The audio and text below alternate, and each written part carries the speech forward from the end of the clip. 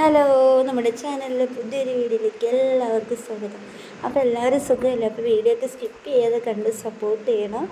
അപ്പോൾ രാവിലെ എണീറ്റ് ഇവിടുത്തെ പ്രധാന പണിയെന്ന് പറയുന്നത് വെള്ളം പിടിക്കൽ തന്നെയാണ്.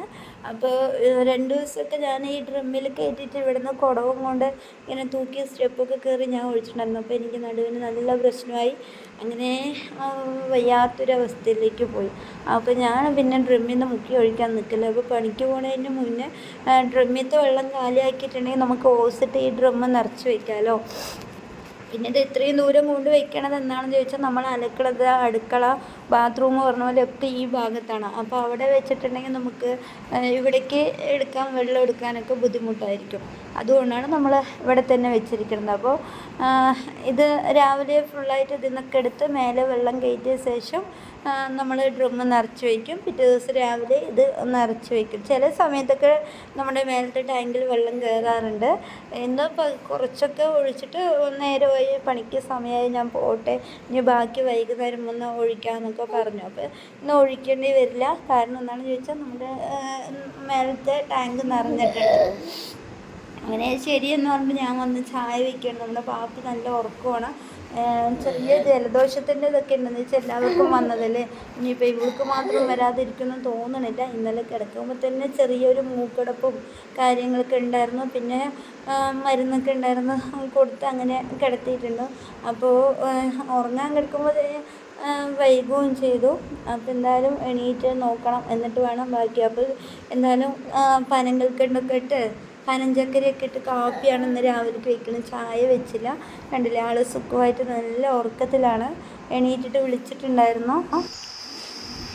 കാപ്പി ചായ കുച്ചാണ്. ജലദോഷത്തിൻ്റെ നല്ല ക്ഷീണമുണ്ട് ആൾക്ക്. അപ്പോൾ ഇന്ന് മേല് വെറുതെ തുടച്ചു കൊടുത്തോളൂ, കുളിപ്പിച്ചില്ല. നേരത്തെ എണീക്കുകയും ചെയ്തു. രാത്രി മൂക്കടഞ്ഞിട്ടേ ഉറങ്ങാനൊക്കെ കുറച്ച് ബുദ്ധിമുട്ടുമായിരുന്നു. അപ്പോൾ ഇനി കുളിപ്പിച്ച് അധികം ആവണ്ട പറഞ്ഞ് മേല് തുടച്ച് കൊടുത്തിട്ടൊന്നും ആൾക്ക് ഇഷ്ടപ്പെട്ടിട്ടില്ല. പക്ഷെ കൊണ്ട് നനയ്ക്കണില്ല. അവൾക്ക് വയ്യെങ്കിൽ പിന്നെ എല്ലാവരുടെ ദിവസവും പോക്കാണ്. അവൾ നമുക്ക് വയ്യെങ്കിൽ അവളെ സന്തോഷത്തോടെ ഇരിക്കുന്നത് നമ്മുടെ ഒരു ഇഷ്ടം. ഗ്ലാസ് എറിയാതെ. ഗുഡ് ഗേൾ, ഗ്ലാസ് എറിഞ്ഞു. Good girl. സുന്ദരി പാപ്പി, കുഞ്ഞു പെണ്ണേ, കുഞ്ഞു പെണ്ണ് എവിടെ? അമ്മയുടെ കുഞ്ഞു പെണ്ണ് എവിടെ? അമ്മൻ്റെ കുഞ്ഞു പെണ്ണ് എവിടെ? സുന്ദരി ശരിയല്ലേ? എന്തോ ശരിയല്ല? അമ്മൻ്റെ കുഞ്ഞു പെണ്ണ് എവിടെ? എവിടെ? അമ്മൻ്റെ സുന്ദരി എവിടെ? അവൾക്ക് അത്രയും വയ്യെങ്കിൽ മാത്രമേ ഒന്ന് പിടിച്ച് നിൽക്കാവുള്ളൂ. കുറേയൊക്കെ പിടിച്ച് നിൽക്കും ആൾ. അതിനുള്ളൊരു ഇതൊക്കെ കിട്ടിയിട്ടുണ്ട്. എന്തായാലും ചേച്ചി ഉണ്ണിക്ക് എന്തോ ഉണ്ടാക്കണം അവിടെ. നോക്കിയിട്ട് വരിക എന്താന്ന്. ഉണ്ണിക്ക് ചേച്ചി എന്തോ ഉണ്ണിക്കില്ലേ, പാപ്പിക്ക് ചേച്ചി എന്തോ ഉണ്ടാക്കണം അവിടെ. കാക്ക വേണോ? ടി വി ഇല്ലല്ലോ കാക്ക കാണാൻ. ടി വി നമ്മുടെ അവിടെയല്ലേ, ഇവിടെ ഇല്ലല്ലോ. ചുമരിൽ നോക്കുകയാണ്. ടി വി ഇവിടെ എവിടെയെങ്കിലും ഉണ്ടാവുമെന്ന് പറഞ്ഞിട്ട് ഇവിടെ ഇങ്ങനെ നോക്കിയിട്ട് കാക്ക അമ്മ കാക്ക എന്ന് പറയും. വേണ്ടോ? കാക്കയില്ലടാ. അയ്യേ, കാക്കയില്ല. നമുക്ക് അവിടെ പോയിട്ട് കാക്ക കാണാം കേട്ടാ. അവിടെ ഇല്ല, ടി വി ഇല്ല. അങ്ങനെ ചായ കൂടിയും ഗ്ലാസ്സേരൊക്കെ കഴിഞ്ഞു. വീണ്ടും കുറച്ച് സമയം കഴിഞ്ഞപ്പോൾ അച്ഛൻ്റെ ചായ വാങ്ങിച്ചു കുടിക്കണം. അച്ഛൻ ചായ വേണ്ട, ഞാൻ ചോറ് ഇട്ട് പോകാൻ പണിക്കെന്ന് പറഞ്ഞിട്ട് വെള്ളച്ചോറും ഇന്നലത്തെ കറിയും ഉണ്ടായിരുന്നു. അപ്പോൾ അത് കൂട്ടി ഉണ്ണുകൊണ്ടിരിക്കണം. അപ്പോൾ ഇവൾ ഗ്ലാസ് എറിയുന്നത് നല്ല പേടിയുള്ളതുകൊണ്ട് ഇവളുടെ ഇടയ്ക്കിടയ്ക്ക് ഇങ്ങനെ നോക്കിക്കൊണ്ടിരിക്കുന്നുണ്ട്. പക്ഷേ ഇവൾ നമ്മുടെ വീട്ടിൽ മാത്രമേ ചായ കുടിച്ചാൽ ഗ്ലാസ് എറിയുള്ളൂ. പുറത്ത് പോയാൽ ഭയങ്കര ഡീസൻ്റാണ്. ഗ്ലാസ് ചായ കുടിച്ച് കണ്ടില്ല, ചായ ഉണ്ടാവും.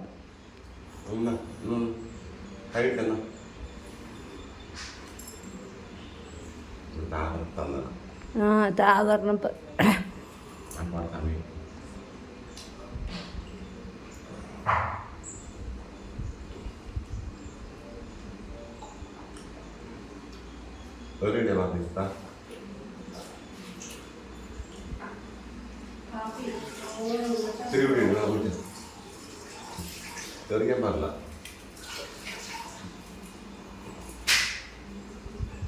പാപ്പിക്ക് ലാസ്റ്റ് ദേഷ്യം വരും. കുടിക്കുമ്പോഴേക്ക് താന്ന് പറഞ്ഞാലോ.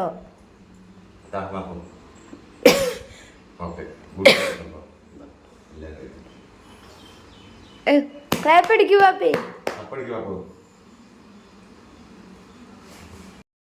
പിന്നെ അച്ഛൻ പോയ ശേഷം കുറച്ച് തുണിയൊക്കെ വീശി കളിയായി ആള്.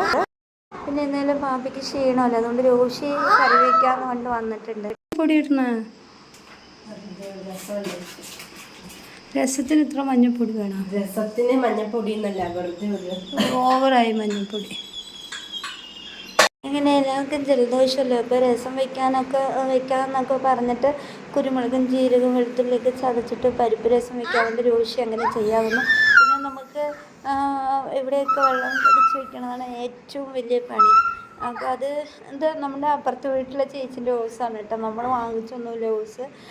അപ്പോൾ തുണിയൊക്കെ അലക്കാനുള്ളതൊക്കെ രാവിലെ തന്നെ അലക്കിയിടും. എന്തായാലും പാപ്പിൻ്റെ കുറേ ഡ്രസ്സുകൾ എന്നും ഉണ്ടാവും. അപ്പോൾ രാവിലെ എപ്പോഴും അത് അലക്കിയിട്ട് ബാത്റൂമിൽ എല്ലാ ബക്കറ്റുകളിലൊക്കെ വെള്ളം പിടിച്ച് ഇങ്ങനെ നിറച്ച് വയ്ക്കും. എന്താണെന്ന് ചോദിച്ചാൽ ചിലപ്പോൾ ടാങ്കിൽ വെള്ളം കയറിയിട്ടില്ലെങ്കിൽ ആകെ കൂടി ബുദ്ധിമുട്ടാവും. അപ്പോൾ പുറത്ത് എന്താ പറയുക, വലിയവരൊക്കെ ഇപ്പുറത്തേക്ക് വരാം, നമ്മൾക്കൊക്കെ ഇപ്പുറത്തേക്ക് വന്ന് യൂസ് ചെയ്യാം. പാപ്പിനെ സംബന്ധിച്ച് എന്തായാലും പുറത്ത് കൊണ്ടുവരാൻ ബുദ്ധിമുട്ടായതുകൊണ്ട് വെള്ളം നിർബന്ധമായും വേണമല്ലോ.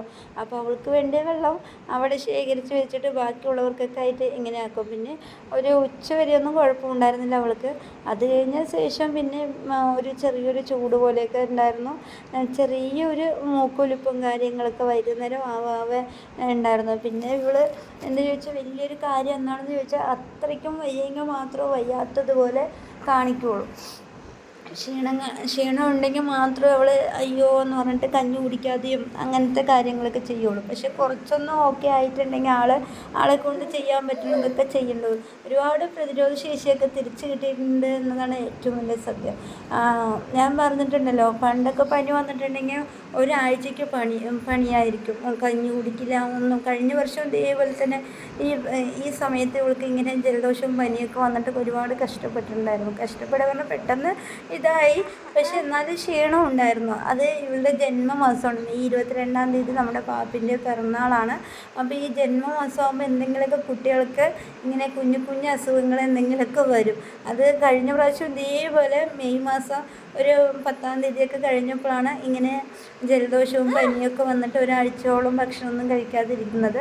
പക്ഷെ ആൾ ആക്റ്റീവായിരുന്നു. ഇപ്പോൾ അതിനേക്കാളും കൂടുതൽ ആക്റ്റീവായിട്ടുണ്ട്.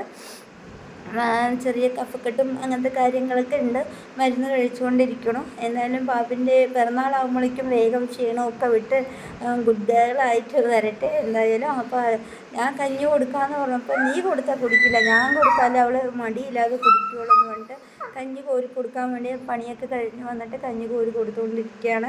വെറുതെ ഉപ്പിട്ട് കഞ്ഞി കൊടുക്കണമെന്നാണ് കൂടുതൽ ഇഷ്ടം ആൾക്ക്.